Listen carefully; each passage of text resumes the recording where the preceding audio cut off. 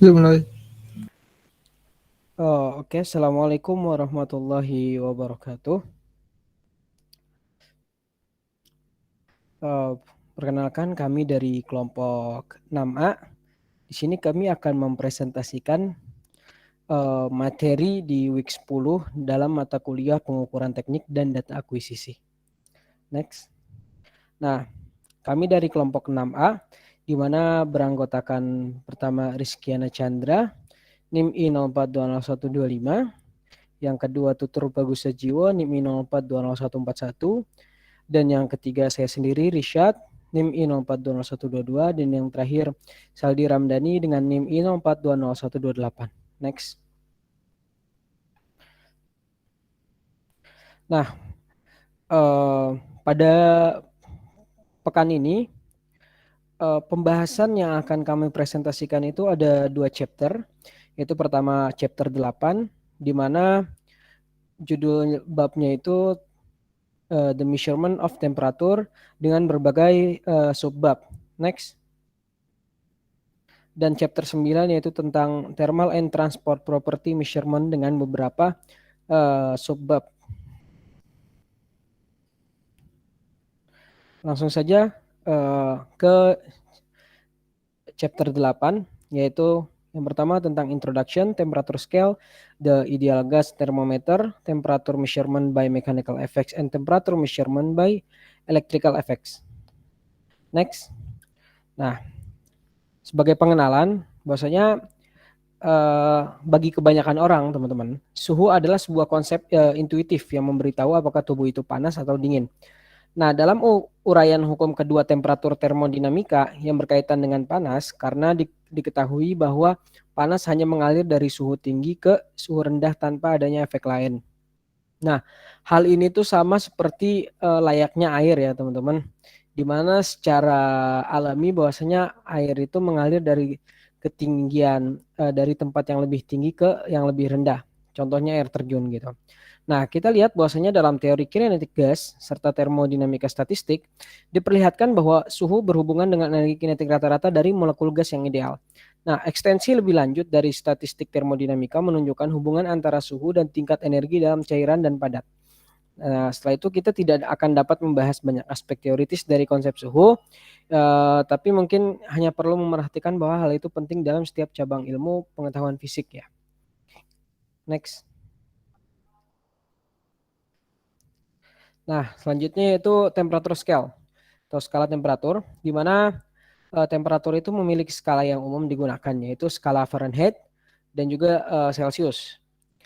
Skala ini didasarkan pada spesifikasi jumlah kenaikan antara titik beku dan titik didih air pada tekanan atmosfer standar tuh. Nah, skala Celsius memiliki 100 unit antara titik-titik ini. Sementara kalau kita melihat skala Fahrenheit ya, bahwasanya dia itu memiliki 180 unit. Nah, skala Celsius mutlak disebut skala Kelvin. Sementara skala Fahrenheit mutlak disebut skala Rankine. Nah, kedua skala absolut tersebut didefinisikan sedemikian rupa sehingga mereka akan sedekat mungkin dengan skala suhu termodinamika absolut. Nah, kita lihat bahwa titik nol pada kedua skala absolut memiliki keadaan fisik yang sama, ya toh. Nah, karena dalam keadaan titik absolut itu dan rasio dua nilai adalah sama, terlepas dari skala absolut yang digunakan, yaitu persamaannya yang tertera di layar T2 dibanding T1, di mana itu adalah dari Rankine dan sama dengan T2 banding T1 dalam Kelvin. Next. Nah, di sini kita bisa melihat bagaimana relasi antara Fahrenheit dan Celsius ya. Nah, perbedaannya berapa derajat dan segalanya. Nah, kita bisa lihat dari apa? Relasi skala-skala temperatur di atas di layar maksudnya. Seperti itu, teman-teman. Next. Nah, selanjutnya itu tentang ideal gas temperatur, di mana perilaku gas ideal dengan tekanan rendah memberikan dasar perangkat pengukuran suhu yang dapat menjadi standar percobaan sekunder. Kita pernah mempelajari bahwasanya di fisika ya maupun di SMA juga mengetahui bahwasanya persamaan gas ideal itu ditulis dengan PV sama dengan MRT, atau mungkin kita bisa kenal PV sama dengan NRT ya. Di mana V itu merupakan volume yang ditempati gas dan M merupakan massa dan R merupakan konstan untuk gas tertentu dapat dirumuskan sebagai R sama dengan, nah di sini kita bilangnya dapat nih konstanta gas tersebut itu dirumuskan yang sesuai pada layar, di mana R yang melengkung di situ merupakan konstanta gas universal dengan nilai 8.314,5 joule per kilogram mol, dan M merupakan berat molekul gas. Next. Nah, kita melihat bahwasanya untuk termometer gas volume yang tetap terisi dengan gas dan disesuaikan dengan suhu yang diukur, hal ini dapat dilihat pada gambar 8.2 nih, teman-teman.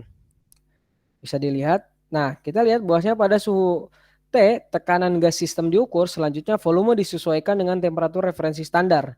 Dan tekanannya juga diukur berdasarkan kondisi tertentu, sehingga ketika V konstan sama dengan T sama dengan T referensi dikali P dibagi P referensi, di mana dalam situ volumenya konstan. Next.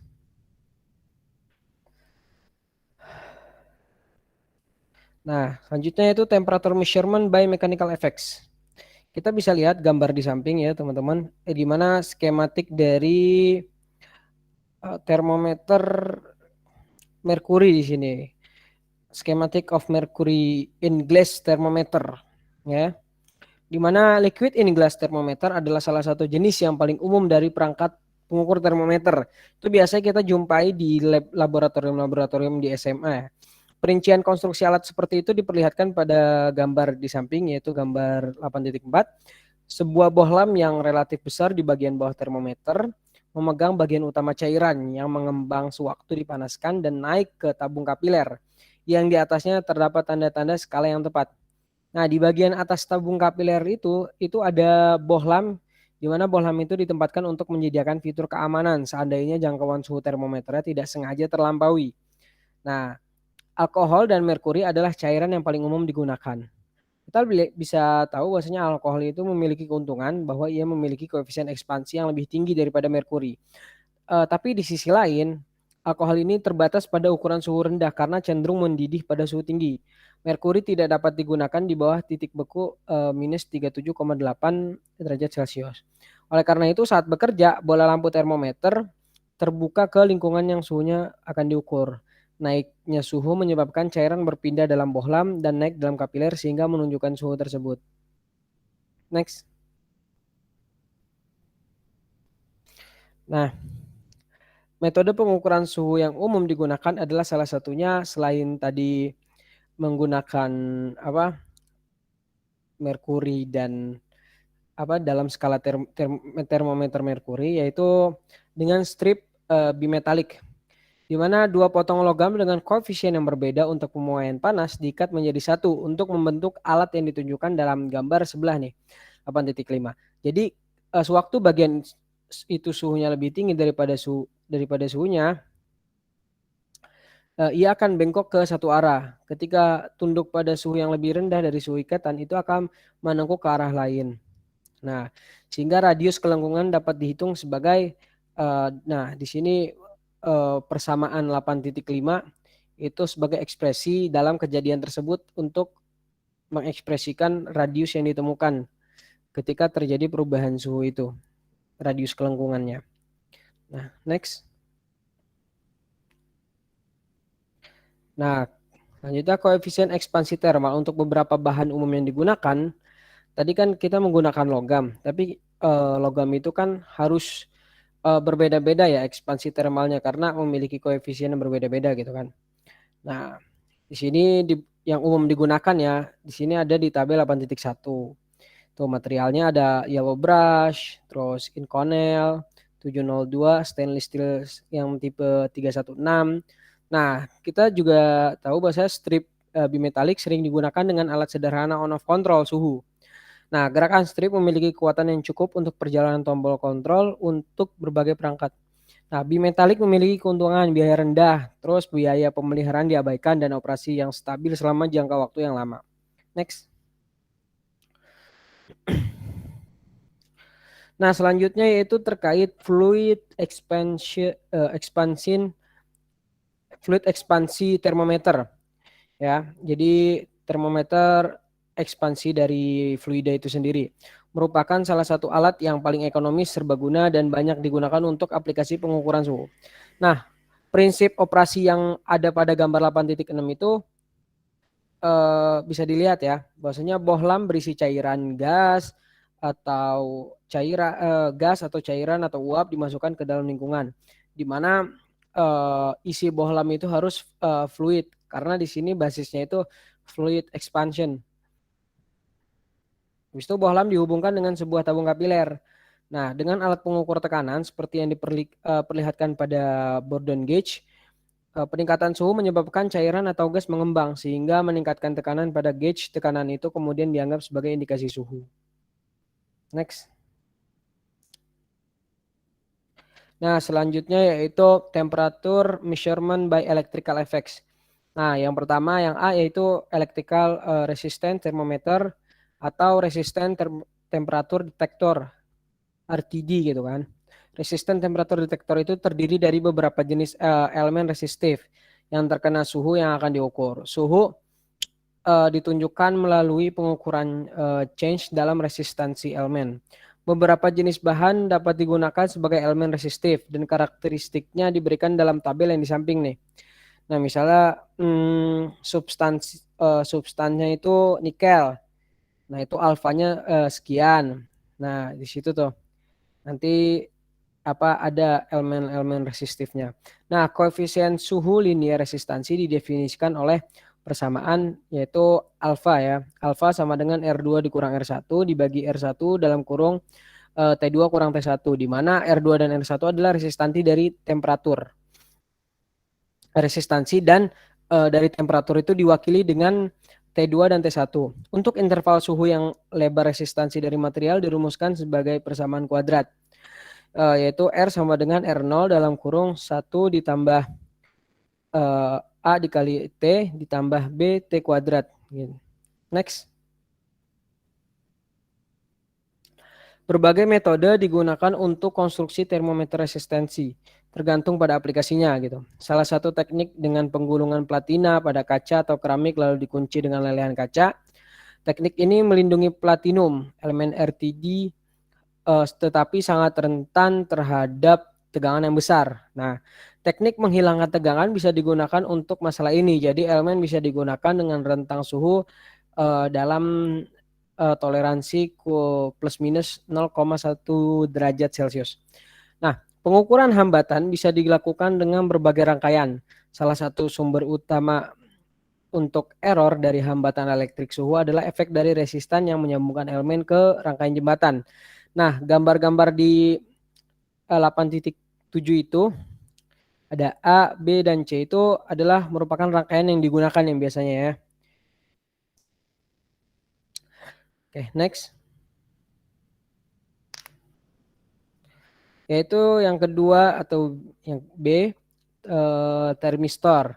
Di mana termistor adalah perangkat semikonduktor yang memiliki koefisien suhu negatif resistensi berbeda dengan koefisien positif yang ditunjukkan oleh sebagian besar logam. Selanjutnya, resistansi mengikuti variasi eksponensial dengan suhu, maka persamaannya dapat diekspresikan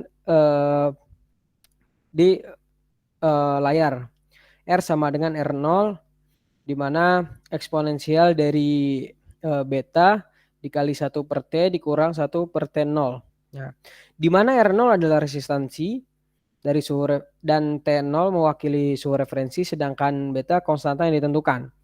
Nah, termistor adalah sebuah perangkat yang sensitif, teman-teman, dan kinerja yang konsisten dalam 0,01 derajat dapat diantisipasi dengan kalibrasi yang tepat.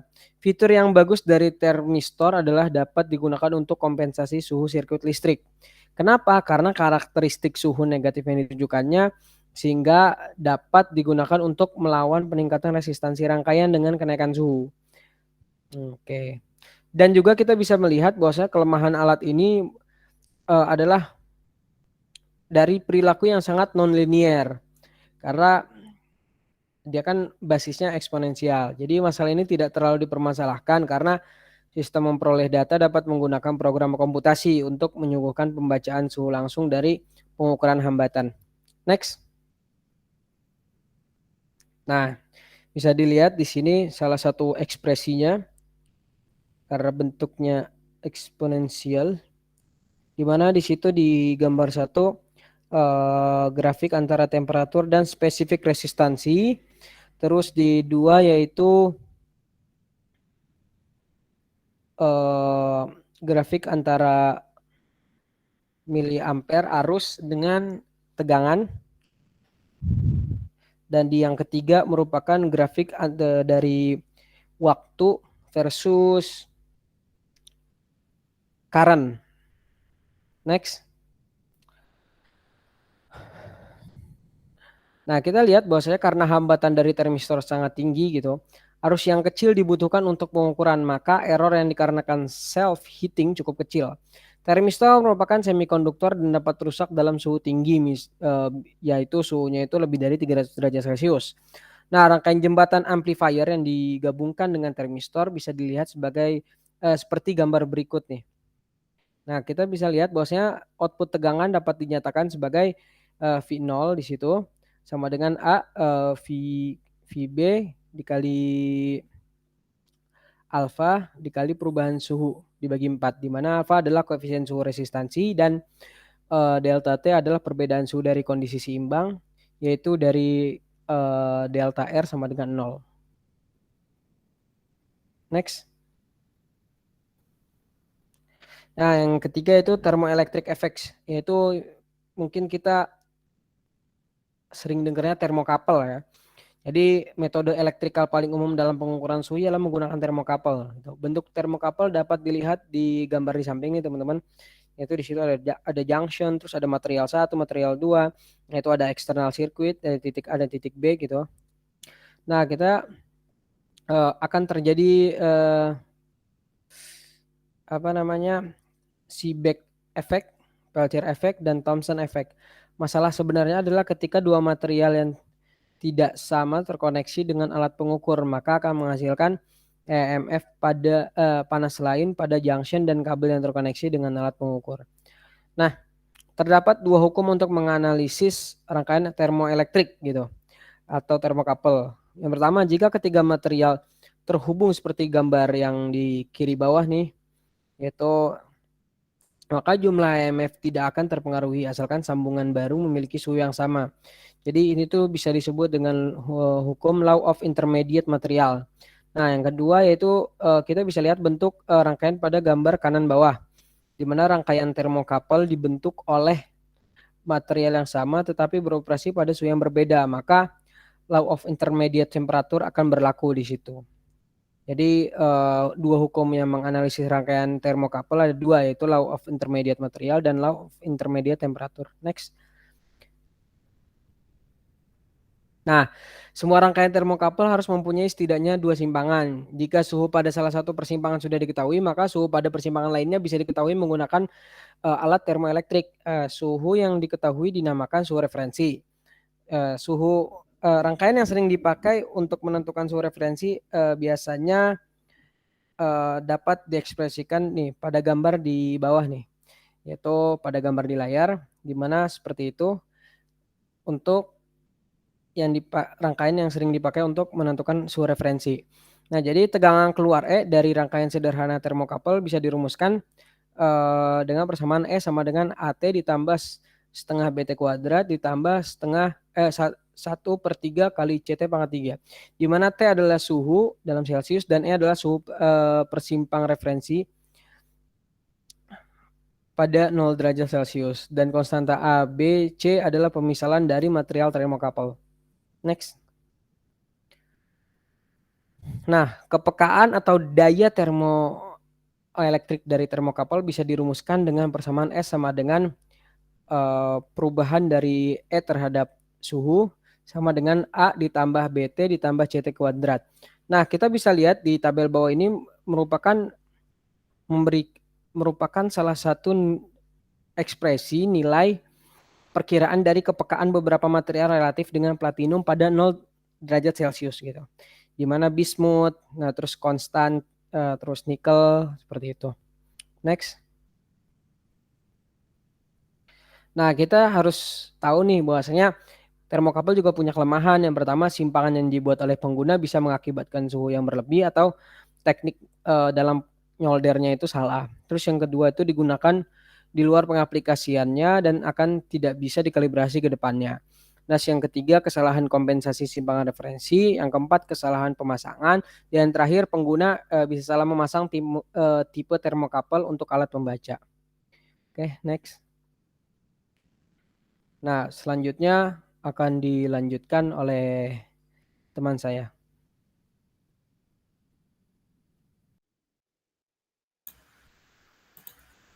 Baik, terima kasih atas waktunya. Yang selanjutnya dari chapter 8, yaitu tentang temperature measurement by radiation, effect of heat transfer on temperature measurement, transient response of thermal system, thermocouple compensation, and temperature measurement in high speed flow. Okay, next.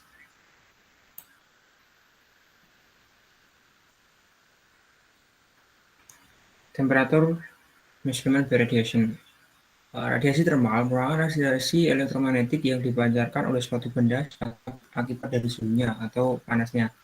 Nah, radiasi ini dibedakan dari berbagai jenis elektromagnetik, seperti gelombang radio dan sinar X, yang tidak merambat sebagai akibat dari suhu. Radiasi termal terletak di wilayah panjang gelombang atau lambda dari sekitar 0,1 hingga 100 mikrometer. Nah, nilai radiasi dirumuskan dengan tetapan Boltzmann dikali dengan suhu pangkat 4, di mana tetapan Stefan Boltzmann itu bernilai sekitar 5,669 kali 10 pangkat 8 Weber per meter kuadrat dikali dengan Kelvin pangkat 4, di mana suhu absolutnya itu dalam satuan Kelvin. Oke, next.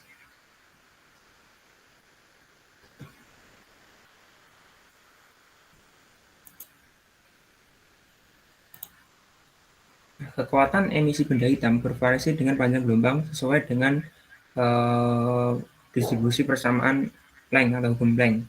Dirumuskan dengan B lambda, yaitu C1 lambda pangkat minima per E pangkat C2 per lambda kali T min 1. Di mana B lambda merupakan monochromatic blackbody emisi power atau sebuah power atau daya dari emisivitas benda hitam, di mana satuannya itu Weber per meter kuadrat dikali dengan mikrometer. Nah, lambda merupakan panjang gelombang, T merupakan temperatur dalam satuan Kelvin jika satuan itu Weber per meter kuadrat, dan dalam satuan Reaumur jika satuannya itu BTU per H feet kuadrat kali mikrometer. Kemudian T1 merupakan tetapan, yaitu 3,743 kali 10 pangkat 8 Weber kali mikrometer pangkat 4 per meter kuadrat. Dan C2 merupakan tetapan juga, yaitu 1,4387 kali 10 pangkat 4 mikrometer Kelvin. Ketika suatu radiasi termal mengenai permukaan material, maka berlaku hubungan, yaitu alfa dikali dengan rho plus alfa ditambah dengan reflectivity ditambah dengan transmisi sama dengan 1. Nah, untuk di mana E adalah daya pancar dari permukaan aktual dan EB adalah daya pancar benda hitam pada suhu yang sama. Nah, untuk suatu solid material atau benda padat, nilai transmissivity itu bernilai 0, sehingga A ditambah dengan B sama dengan 1. Nah, untuk emisivitas E didefinisikan sebagai E merupakan daya dibagi dengan daya EB. seperti yang disebutkan di awal tadi, di mana E adalah daya pancar dari permukaan aktual dan EB merupakan daya pancar suatu benda hitam. Nah, identitas Kristus melengkapi tambahan hubungan seperti yang digambarkan, yaitu E sama dengan A. Nah, dalam kondisi setimbang termal, benda abu-abu adalah benda yang emisivitasnya konstan untuk semua panjang gelombang, sehingga diperoleh persamaan E lambda merupakan daya lambda per daya B lambda, atau sama dengan emisivitas. Oke, next.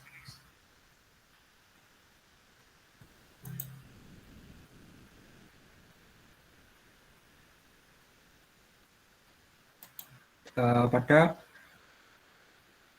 ini terdapat gambar skema dari optical pyrometer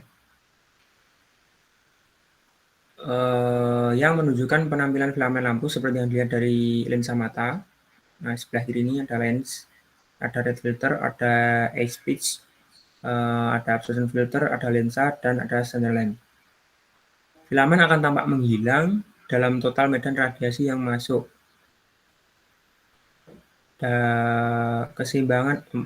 Ketika kondisi keseimbangan tercapai, filamen akan tampak menghilang. Dalam total medan radiasi yang masuk, kalibrasi suhu dilakukan dalam hal arus panas lampu. Jadi ketika dalam keseimbangan atau no condition, maka filamen itu akan tidak tampak atau menghilang. Oke, next.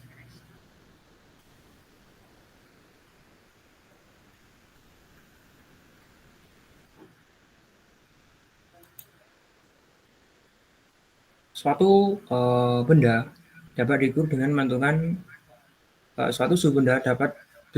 menentukan total pancaran energi dari tubuh dan kemudian menghitung suhunya dengan persamaan daya, yaitu E emisivitas dikali dengan tetapan Boltzmann dikali dengan suhu pangkat 4. Nah, itu merupakan suatu rumus dari radiasi. Nah, untuk menentukan suhu emisivitas bahan harus diketahui, sehingga diperoleh bersamaan rumus suhu, yaitu T merupakan pangkat 4 dari E per emisivitas dikali dengan tetapan Boltzmann. Nah, jika suhunya tadi diambil sebagai nilai terukur, kesalahan suhu dikarenakan kondisi bukan benda hitam adalah demikian, atau error sistemnya dirumuskan dengan T min TA per T sama dengan 1 min TA per T, atau sama dengan 1 min emisivitas pangkat seperempat, atau akar 4 dari emisivitas. Oke, next.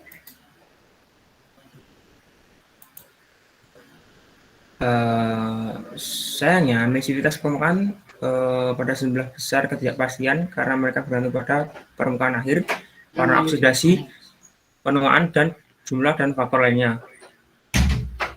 Hanya dihasilkan dari ketidakpastian dalam emisivitas dengan demikian. Dirumuskan sebagai berikut. WT per T sama dengan 1/4 W per emisivitas. Dan efek ketidakpastian mutlak dalam emisivitas lebih jelas pada nilai yang rendah. Sebagai contoh, pada emisivitas antara 0,2 plus minus 0,05, maka nilainya sekitar 0,0625. Ketika emisivitas sekitar 0,9 plus minus 0,25, maka nilainya sekitar 0,0139. Disebut terdapat sebuah grafik hubungan antara emisivitas terhadap nilai error. Semakin besar nilai emisivitasnya, maka semakin kecil nilai errornya. Oke, next.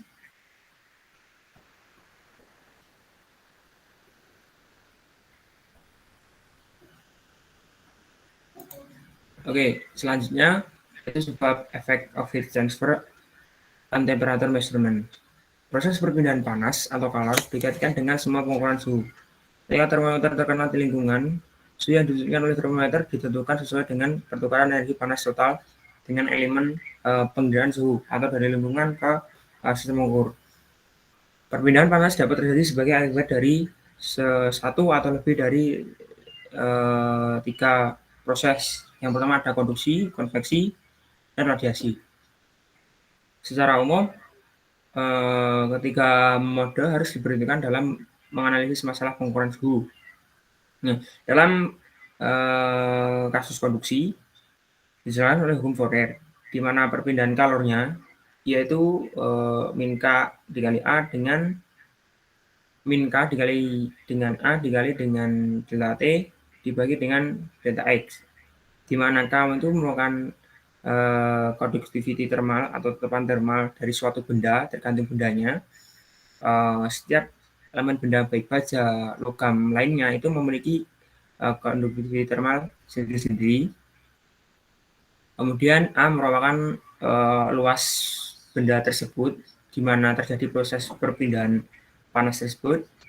Delta T merupakan perubahan suhu. Kemudian delta X merupakan panjang dari benda tersebut. Yang kedua yaitu proses perpindahan panas secara konveksi, di mana dirumuskan perpindahan kalornya yaitu H dikali A dikali delta T, di mana H merupakan konveksi heat transfer coefficient atau koefisien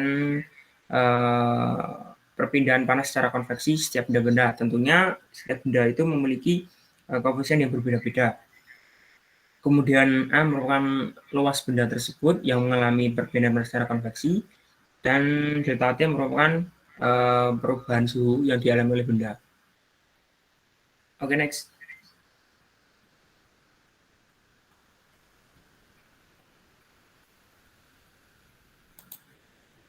Nah, selanjutnya yaitu perbedaan panas secara radiasi antara dua permukaan sebanding dengan perbedaan suhu absolut dengan kekuatan keempat menurut hukum radiasi Thermal-Stefan-Boltzmann, seperti yang dijelaskan pada rumus-rumus persamaan radiasi benda hitam pada slide sebelumnya. Di slide ini dijelaskan perpindahan kalor yaitu Thermal-Stefan-Boltzmann dikali dengan VG per VE dikali dengan delta T pangkat 4, di mana Fg adalah faktor geometris dan F adalah faktor yang menggambarkan sifat radiasi dari permukaan. Nah, umumnya perbedaan radiasi itu dirumuskan dengan tetapan Boltzmann dikali dengan emisivitas dikali dengan delta T pangkat 4. Yang selanjutnya yaitu modulus Biot. Modulus Biot ini penting dalam aplikasi perbedaan panas atau perbedaan kalor yang melibatkan sistem konduksi konveksi gabungan seperti instalasi termokouple yang dijelaskan oleh teman saya pada bab awal tadi, yang diilustrasikan di sini nanti. Nah, parameter ini menunjukkan magnitudo relatif dari resistensi terhadap perpindahan panas yang dihasilkan dari konveksi ke resistensi terhadap perpindahan panas dari konduksi. Next.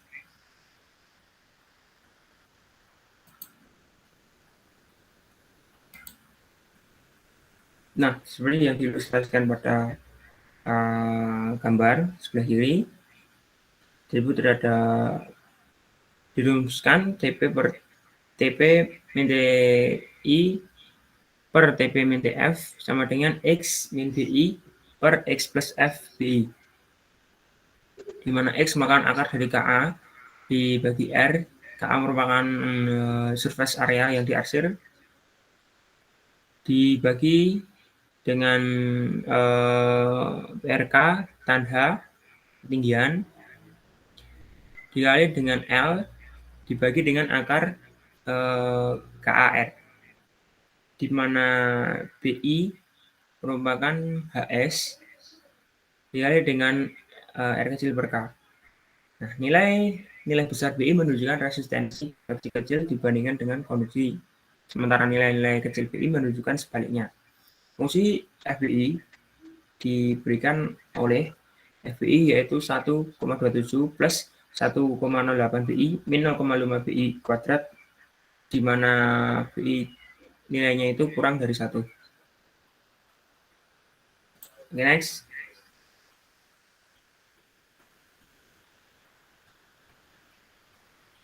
pengukuran aliran gas dan pengaruh radiasi. Disebut terdapat suatu gambar di mana perbedaan panas radiasi dirumuskan dengan tebalan Boltzmann dikali E dikali dengan delta T pangkat 4. Di mana H merupakan convection heat transfer coefficient from the gas to the thermometer. Jadi ada perpindahan konveksi di mana bendanya itu dalam wujud gas. Dan A merupakan surface area of the thermometer dan E merupakan surface emissivity of the thermometer. Next.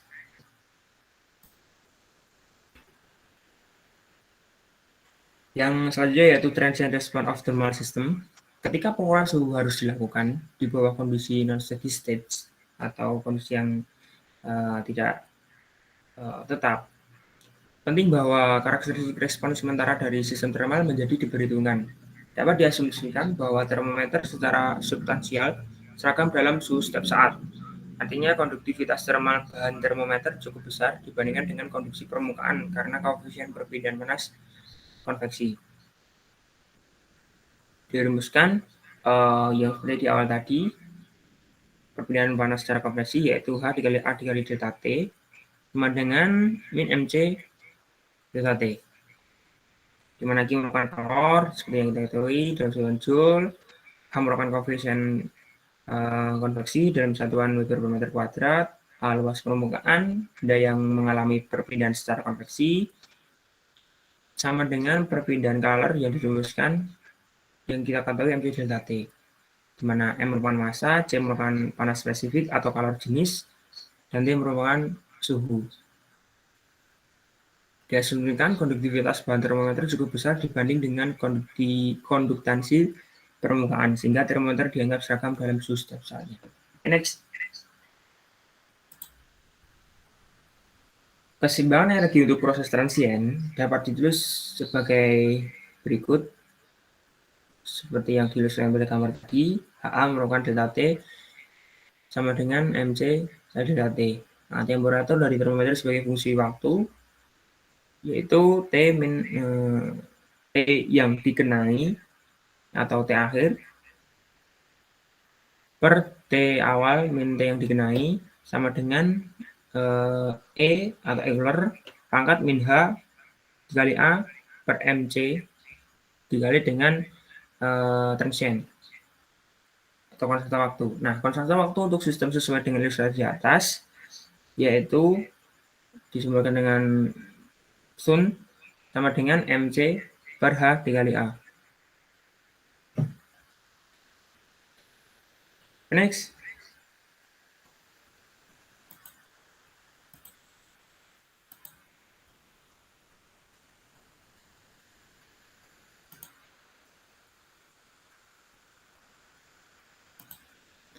Yang selanjutnya itu thermocouple compensation. Sebelumnya sudah sedikit disinggung dari bab awal tadi tentang thermocouple.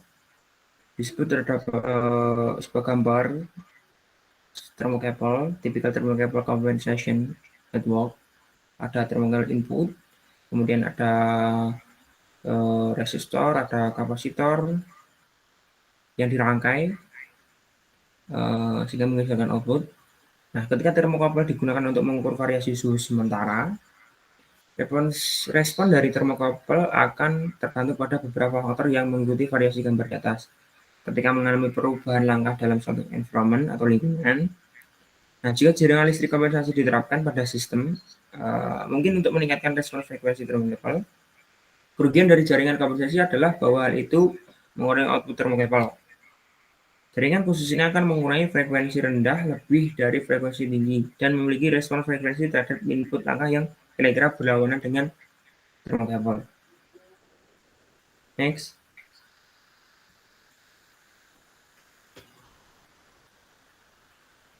Respon output dari jaringan diberikan oleh persamaan E0 per I sama dengan alpha 1 plus J omega sin C per 1 plus alpha J omega sin C, di mana alpha merupakan R per R plus RC atau kapasitornya tadi, dan C merupakan RC dikali dengan C hambatan C dikali dengan kapasitor.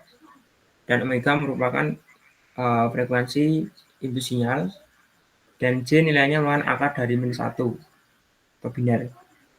Nah, respon amplitudo diberikan oleh nilai absolut dari fungsi E0 per I amplitudo, yaitu alfa, dikali dengan akar 1 plus omega kuadrat RC kuadrat dibagi 1 plus alfa kuadrat omega kuadrat RC kuadrat.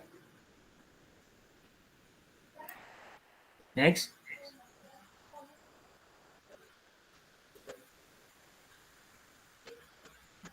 Untuk yang terakhir, yaitu temperature measurement in high speed flow.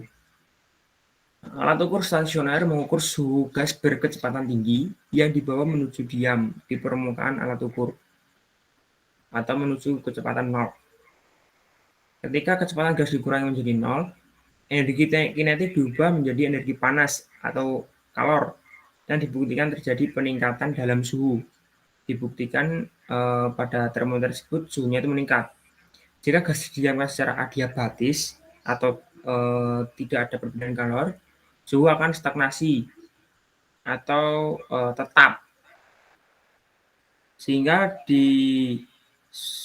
diperoleh persamaan sebagai berikut, yaitu T0, T awal sama dengan T yang dikenai atau yang diberikan ditambah dengan mu yang dikenai kuadrat per 2C rho Gc, di mana T0 merupakan temperatur stagnasi, T yang dikenai itu bisa disebut juga temperatur statis atau berubah-ubah, dan mu tak hingga itu merupakan kecepatan aliran, dan Cp merupakan tekanan spesifik konstan panas gas, dan Gc itu merupakan percepatan gravitasi.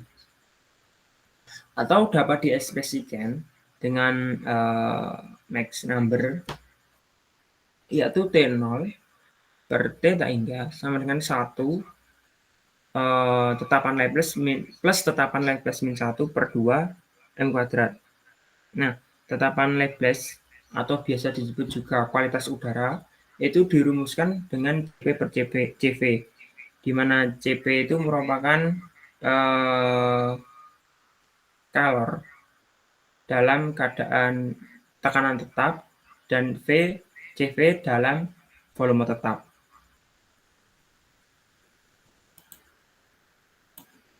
Oke, next.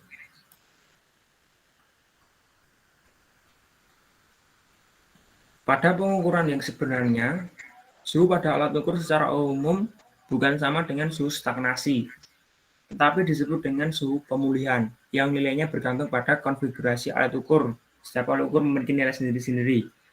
Nah, faktor pemulihan atau recovery factor disebut dengan R, dirumuskan TR min T tak hingga atau yang T suhu statis per T0 ya, atau suhu awal dikurangi dengan suhu statis, di mana nilai R atau nilai faktor pemulihan itu antara 0,75 sampai dengan 0,99.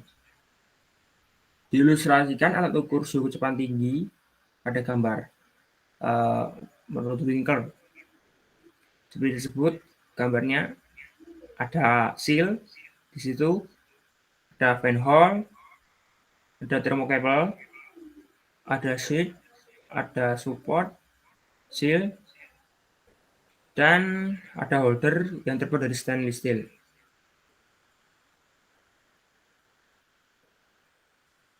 Baik, untuk materi chapter 8 cukup sampai di sini saja. Yang selanjutnya yaitu chapter 9 akan diteruskan oleh teman saya. Terima kasih. Baik, saya akan melanjutkan presentasi dari teman saya.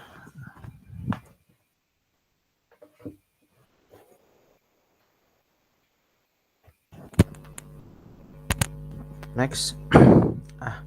Untuk awal di bab 9 ini kita berpindah ke bab 9. Kita akan membahas tentang thermal conductivity measurement kemudian thermal conductivity of liquids and gases, kemudian measurement of viscosity dan gas diffusion. Nah, untuk pendahuluan kita masuk ke konduktivitas thermal. Jadi konduktivitas thermal itu dapat diklasifikasikan sebagai properties atau sifat dari perpindahan. Sifat dari suatu perpindahan. Karena menunjukkan terjadinya perpindahan energi dalam cairan, gas atau padatan, ya. Dalam gas dan cairan, transport energi itu terjadi dengan gerakan molekul, sedangkan pada padatan transport energi oleh elektron bebas dan getaran Kisi. Dan inilah yang menjadikan berbeda, yaitu cara bagaimana transport atau perpindahan itu terjadi. Next. Baik, kita akan melaju, kita akan berpindah ke pengukuran konduktivitas thermal.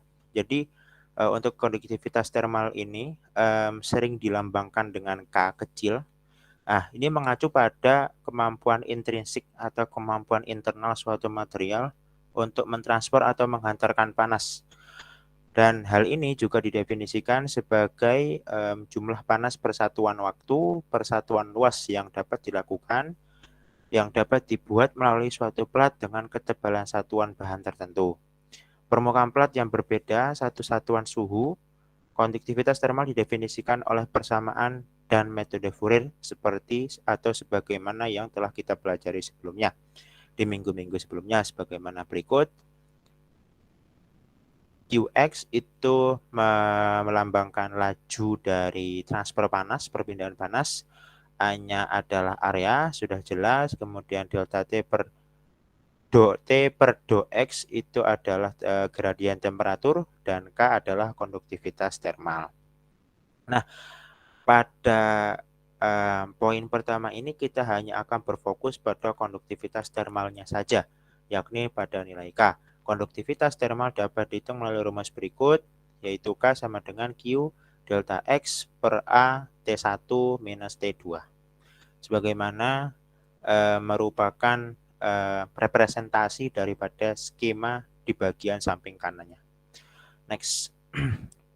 Baik, proses konduktivitas thermal itu sendiri. Jadi bagaimana sih konduktivitas thermal itu terjadi? Ternyata konduktivitas thermal terjadi melalui suatu peristiwa agitasi dan kontak molekuler serta tidak menghasilkan pergerakan massal padatan itu sendiri. Panas bergerak sepanjang gradien suhu dari daerah yang bersuhu tinggi dan molekul dengan energi tinggi ke daerah dengan suhu yang lebih rendah dan molekul berenergi rendah.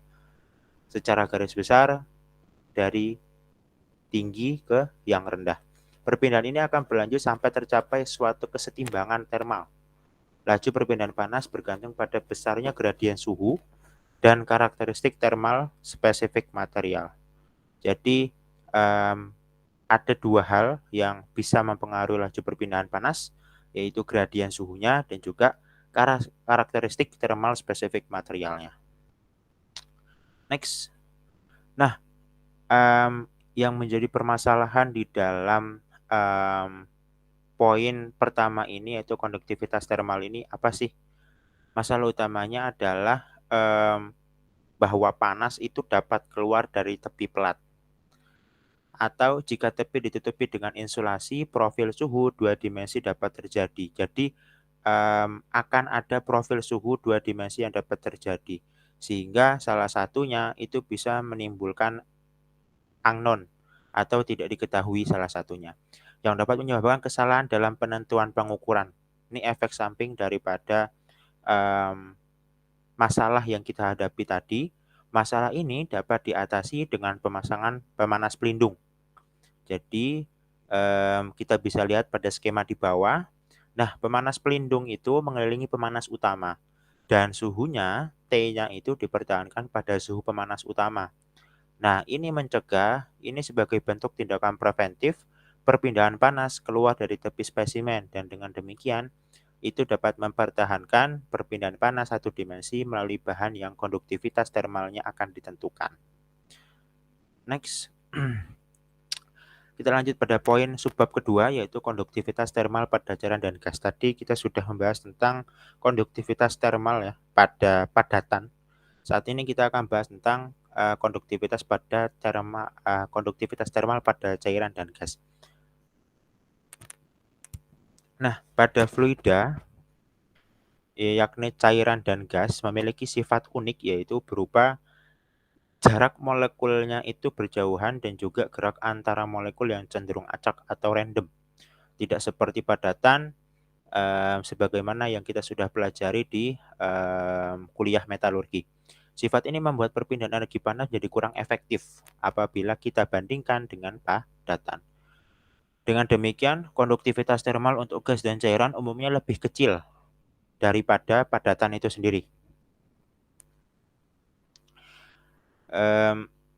Dalam cairan, konduktivitas termal disebabkan oleh difusi atom atau molekul. Dalam gas, konduktivitas termal disebabkan oleh difusi molekul dari tingkat energi yang lebih tinggi ke tingkat yang lebih rendah. Sama seperti sistemnya tadi, dari yang tinggi sampai ke yang rendah. Cairan itu cenderung memiliki konduktivitas termal yang lebih baik daripada gas jika kita membandingkannya dengan gas. Dan kemampuan untuk mengalir membuat cairan cocok untuk menghilangkan panas berlebih dari komponen mekanis. Next.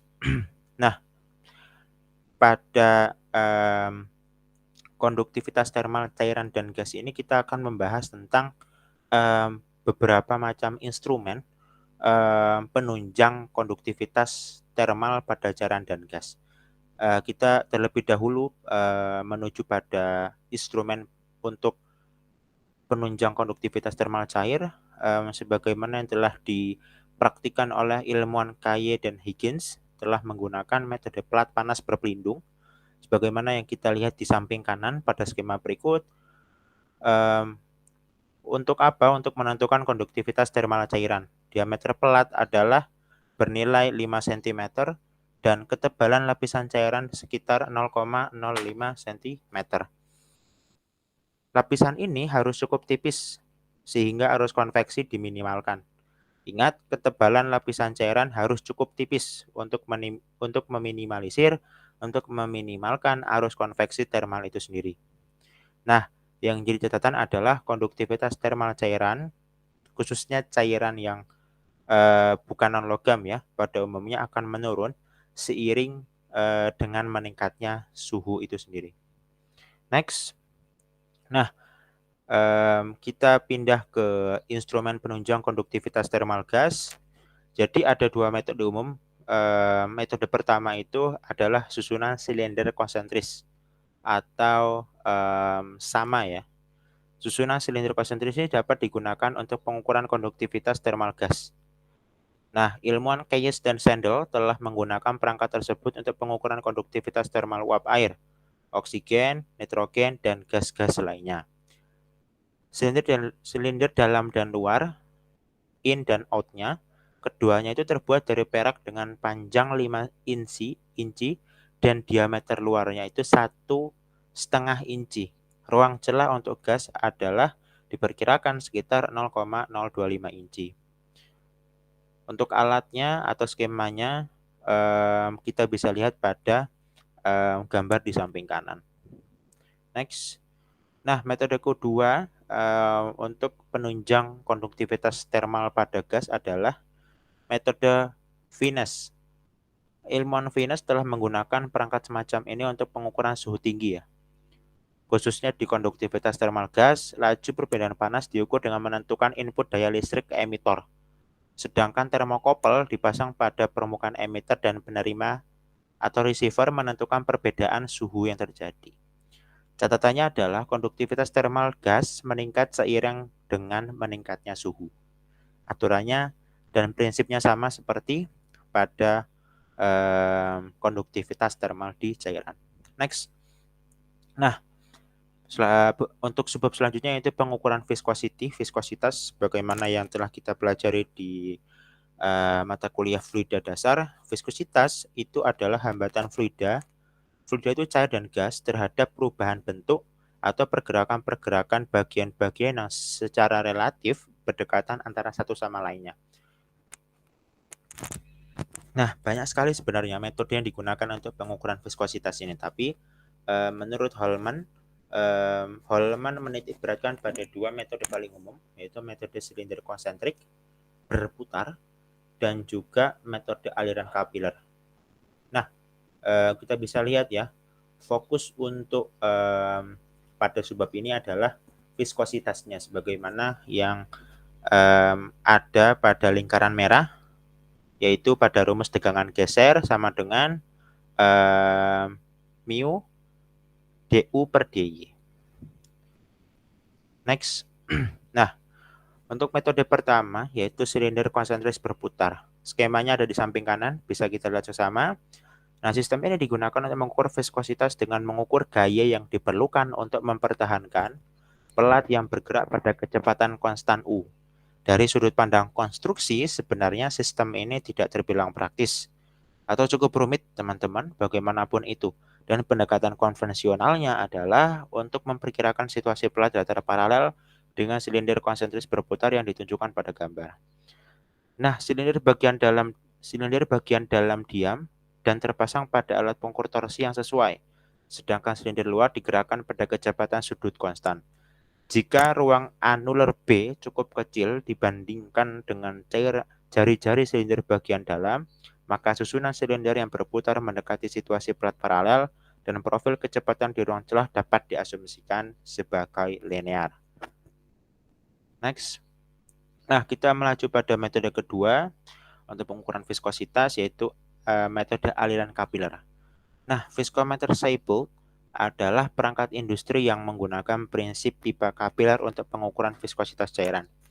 Sebuah silinder diisi hingga penuh, yaitu dengan cairan ya, dan kemudian ditutupi serta dikelilingi oleh cairan lainnya dalam suhu konstan.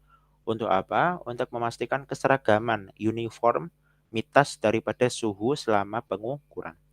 Nah, kemudian cairan dibiarkan mengalir dari bawah melalui pipa kapiler pendek. Karena pipanya kapiler itu pendek, kita bisa lihat pada skema, profil kekentalan laminar yang berkembang penuh tidak terbentuk dan perlu untuk menerapkan koreksi untuk memperhitungkan profil sebenarnya. Untuk teknik lain daripada pengukuran viskositas adalah dengan mengamati penurunan periode osilasi ketika bola atau piringan disuspensikan atau diberikan pressure tekanan di dalam cairan dengan kawan elastis dan dibiarkan bergetar dari beberapa posisi yang berubah-ubah dari awalannya. Next. Nah, yang terakhir yaitu subbab kelima di bab 9 yaitu difusi gas. Jadi sebelum melaju ke pembahasan selanjutnya, kita harus mengerti dulu apa itu difusi gas. Jadi difusi gas itu adalah salah satu fenomena atau peristiwa dari proses transfer panas atau perpindahan panas yang melibatkan pergerakan molekul secara acak, random, dari area tertentu dengan tekanan parsial tinggi ke area dengan tekanan parsial yang cukup rendah. Laju difusi tergantung pada perbedaan tekanan parsial atau tegangan di antara masing-masing area. Berikut ini adalah persamaan laju molaritas difusi suatu gas.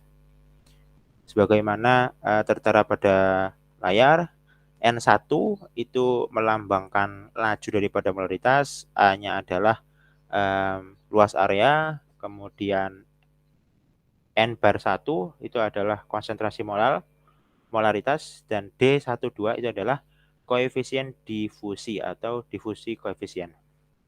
Nah, ketika keseimbangan massa dibuat pada suatu elemen, persamaan difusi satu dimensi akan menghasilkan sebagaimana rumus berikut ya. Nah, persamaan di atas digunakan untuk menemukan nilai dari koefisien difusinya.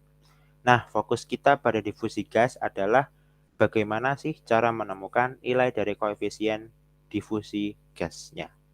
Next.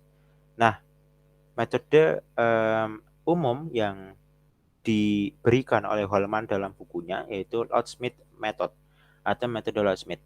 Nah, eksperimental sederhana untuk menemukan nilai dari suatu koefisien difusi dinamakan sebagai Loud-Smith method yang dibarengi dengan peralatan-peralatan yang digunakan atau aparatus-aparatus yang digunakannya. Sebagaimana berikut pada skema di bagian kanan, itu adalah metode dan peralatan yang digunakan oleh ilmuwan Loud-Smith yang terdiri dari flexible closure, kemudian screw clamps on gum rubber tubes, dan perlengkapan-perlengkapan lainnya. Nah, bagaimana sih prinsip kerja dari locksmith apparatus itu sendiri? Jadi dua bagian tabung kaca itu dihubungkan oleh suatu tabung Taigon yang fleksibel yang dapat dijepit sebagaimana yang ditunjukkan pada skema sebelumnya tadi. Bagian tabung diisi dengan dua gas yang karakteristik difusinya akan diselidiki atau akan kita investigasi, kita cari. Nah, setelah proses pengisian awal, sambungan fleksibel dibuka dan kedua gas dibiarkan berdifusi antara satu sama lain. Setelah beberapa waktu, sambungan Taigon ditutup kembali. Kemudian seiring juga dengan itu waktu kita catat. Dan kedua bagian dibiarkan mencapai konsentrasi kesetimbangan. Konsentrasi kesetimbangan ini kemudian diukur dengan peralatan analitik yang sesuai. Anda hanya perlu mengukur konsentrasi salah satu gas di kedua bagian karena konsentrasi gas lainnya itu akan diperoleh dari keseimbangan molnya. Nah, berikut ini persamaan yang diperoleh dari berdasarkan metode locksmith, yaitu sebagaimana berikut. Persamaan ini sama seperti dengan persamaan koefisien difusi sebelum-sebelumnya, karena dihasilkan suatu persamaan yang sama dan terbukti memiliki nilai yang sama pada pembuktian terakhirnya. Nah, yang menjadi catatan adalah selama proses difusi terjadi atau berlangsung, suhu peralatan atau aparatusnya harus dijaga secara konstan. Koefisien difusi untuk beberapa gas diberikan dalam beberapa lampiran. Next. Nah, selanjutnya akan dilanjutkan oleh teman saya. Terima kasih. Oke, terima kasih. Selanjutnya yaitu materi mengenai calorimetry, convection heat transfer, measurement, humidity measurement, heat flux meter, dan pH measurement yang akan disampaikan oleh saya. Next.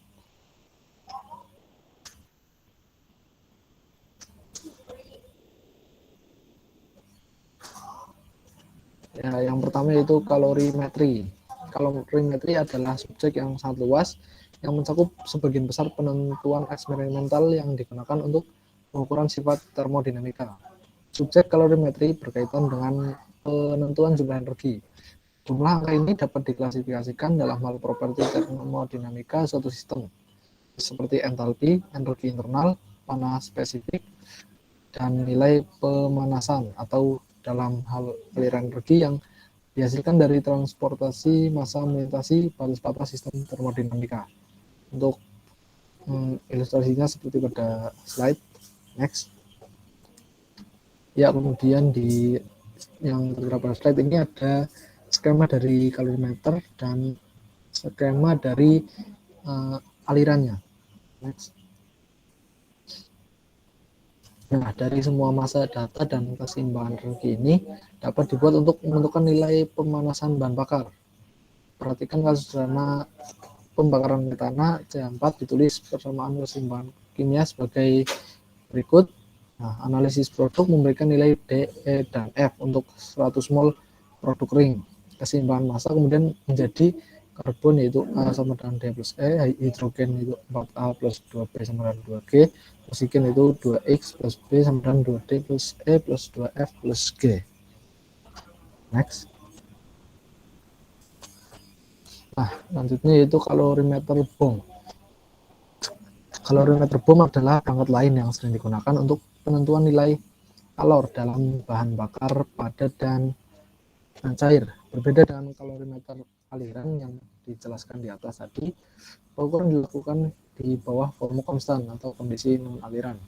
Jika bom dibangun dari dua flash yang memungkinkan asumsi proses pembakaran adiabatik dan input kerja steering motor dapat diabaikan. Nah, kita memiliki rumus sebagai berikut. Jadi Q plus W sama dengan 0, kemudian delta U. Nah, delta U itu sendiri adalah delta U bom plus ignition weight plus fuel dan plus delta U dari air. Untuk skema dari kalorimeter bom ini bisa dilihat pada gambar samping. Next. Nah, di mana kawat H ignition dan H fuel adalah panas pembakaran, kawat pengapian dan bahan bakar. Untuk kawat nikel H sama dengan 4113 kJ per kilogram, dan juga diketahui delta U bom sama dengan M bom C kali bom delta T. Nah, kemudian massa air, kabel pengapian yang dikonsumsi, dan sampel bahan bakar dapat ditentukan dengan menimbang, dan nilai delta T sama dengan T final dikurangi T inisial diukur selama proses pembakaran. Nilai M bom dari C bom sama dengan C bom yang bergantung pada bahan konstruksi spesifik untuk bom dapat ditentukan melalui proses kalibrasi di mana zat dengan H fuel yang diketahui dibakar dan nilai panas spesifik bom. Next. Selanjutnya itu heating value of fuel.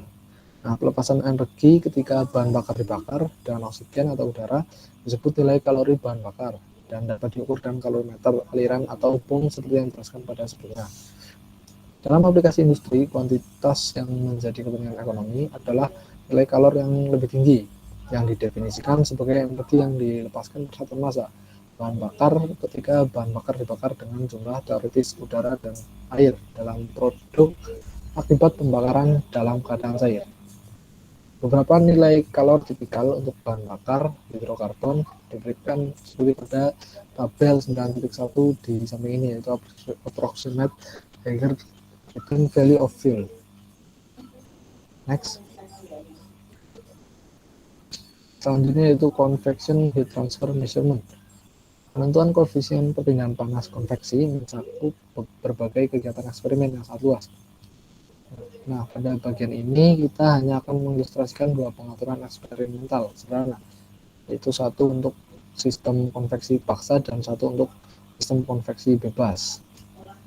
Ya, bisa diperhatikan ada pengaturan eksperimental yang ditunjukkan pada gambar 9.17 seperti ini skemanya. Kemudian next. Nah, tabung yang dipanaskan dengan listrik memberikan flux panas konstan ke air sehingga masuk akal untuk mengasumsikan variasi garis lurus suhu curah air dari saluran masuk ke saluran keluar. Dengan demikian, suhu dinding dan curah diketahui sepanjang tabung, dan koefisien perpindahan panas dapat dihitung pada setiap lokasi aksial dari I 9 H A diulangi TB, di mana A adalah total luas permukaan tabung yang dipanaskan di dalam, dan TB adalah suhu dinding dari dan curah pada lokasi tegak lurus, dan I adalah laju perpindahan panas total yang diberikan oleh I 9 dan I adalah tegangan dan arus yang terkesan pada bagian uji. Luas permukaan yang dipanaskan adalah sama dengan Pi kali DI dikali L. Permukaan luar tabung harus ditutup dengan insulasi untuk memastikan bahwa semua panas listrik hilang di dalam air. Next. Nah, pengaturan eksperimental sederhana untuk penentuan koefisien perpindahan panas konveksi alami pada silinder horizontal ditunjukkan pada gambar berikut ini. Nah, seperti ini untuk skemanya. Lanjut. Nah, pada kondisi keseimbangan ini, semua pemanas listrik bagian tengah dihamburkan ke udara atau selungkup sekitarnya.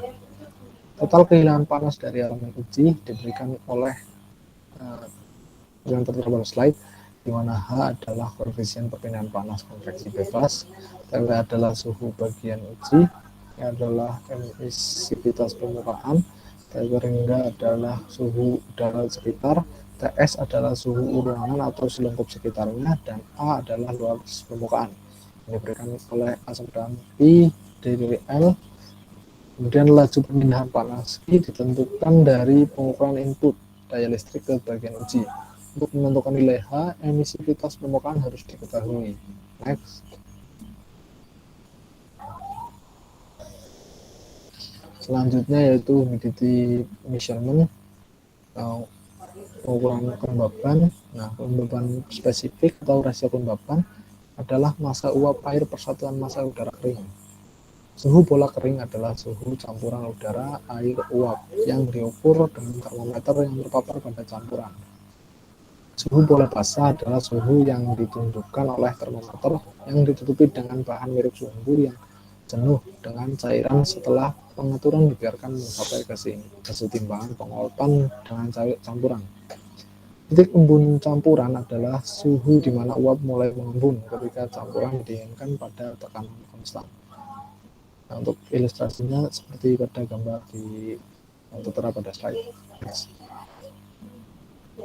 Nah, kelembaban relatif didefinisikan sebagai perbandingan massa uap aktual dengan massa uap yang diperlukan untuk menghasilkan campuran jenuh pada suhu yang sama. Jika uap berperilaku seperti gas ideal, tapi nilainya seperti yang tertera pada slide, di mana rho V adalah tekanan parsial sebenarnya dari uap dan rho G adalah tekanan saturasi uap pada suhu campuran.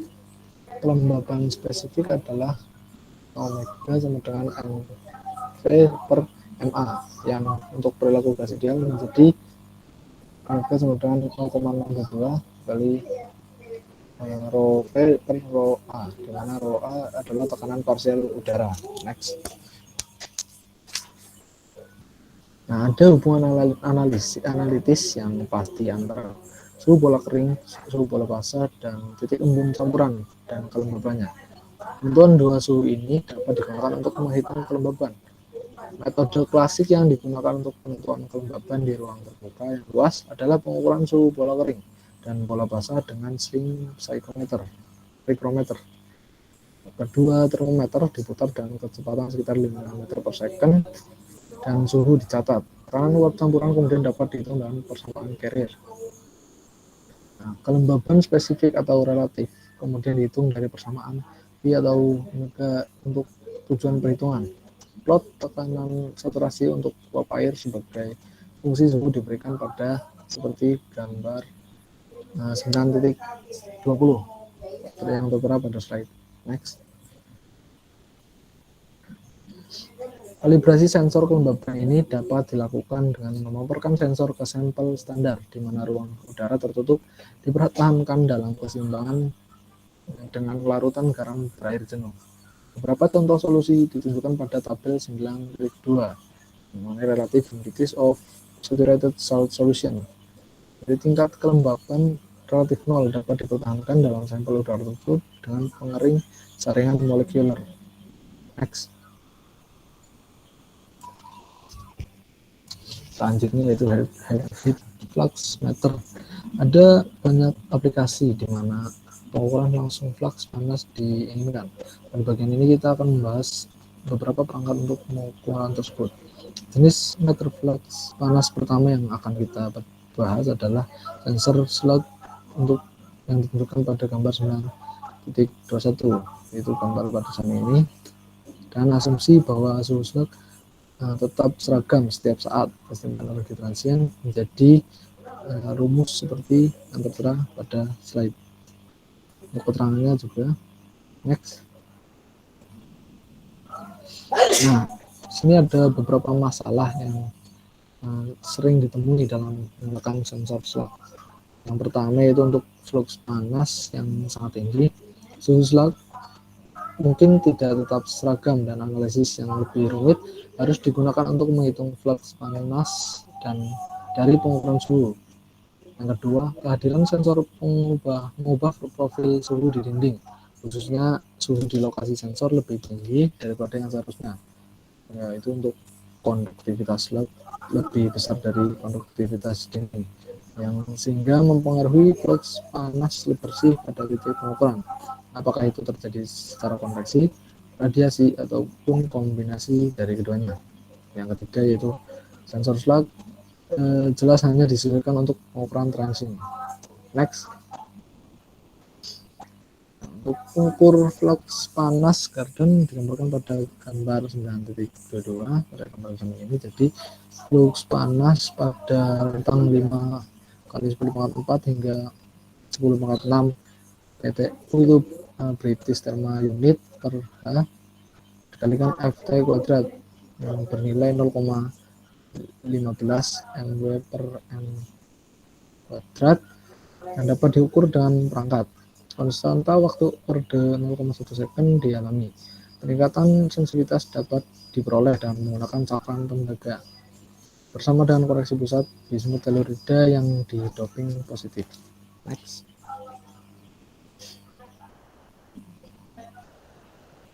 Nah, mengukur fluks panas yang sangat serbaguna telah dijelaskan oleh Hager dan dipasarkan oleh MDF Corp. Batasan NH konstruksi rinci ditunjukkan pada gambar 9.23. Nah, fluks panas maksimum yang dapat diakomodasi dengan meteran adalah sekitar 2 kali 10⁻⁵ British thermal unit per H dikali F kuadrat yang bernilai 0,63 mW per M kuadrat pada suhu operasi maksimum yaitu 500 derajat Fahrenheit atau 260 derajat Celcius.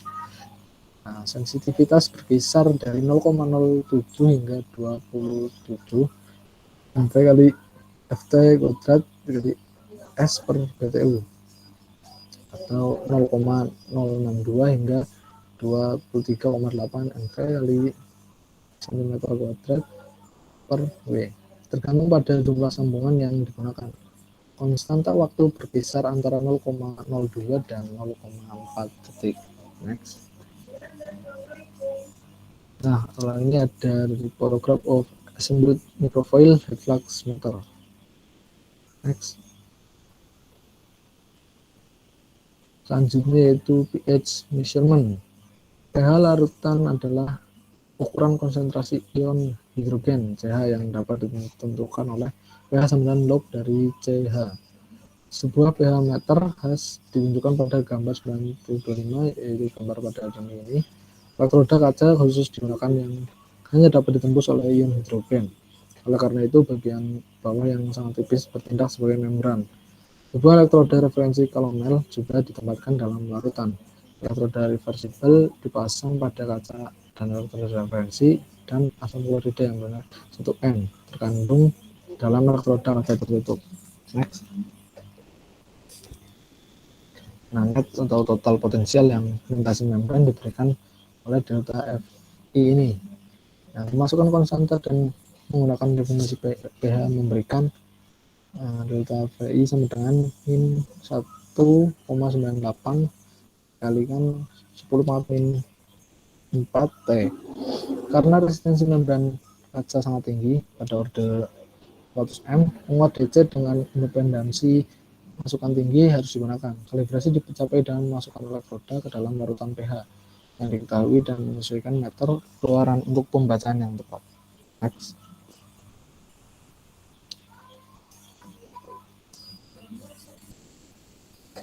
Untuk tujuan referensi, nilai pH dari beberapa zat umum diberikan pada seperti pada tabel 9.3. Nilai 7,0 bersifat netral atau seperti air suling yang sudah disuling, sedangkan nilai kurang dari 7 bersifat asam dan nilai lebih besar dari 7 bersifat basa. Di sini ada tabel 9.3 yaitu approximate value of common substances. Nah, selanjutnya yang gambar di sebelah kanan ini adalah contoh konfigurasi amplifier operasional yang dapat digunakan. Next. Oke, itu tadi materi mengenai mata kuliah pengukuran teknik dan data akuisisi minggu ke-10. Nah, oke. Mohon maaf bila ada kesalahan. Semoga bisa bermanfaat bagi kita semua. Terima kasih. Wassalamualaikum warahmatullahi wabarakatuh.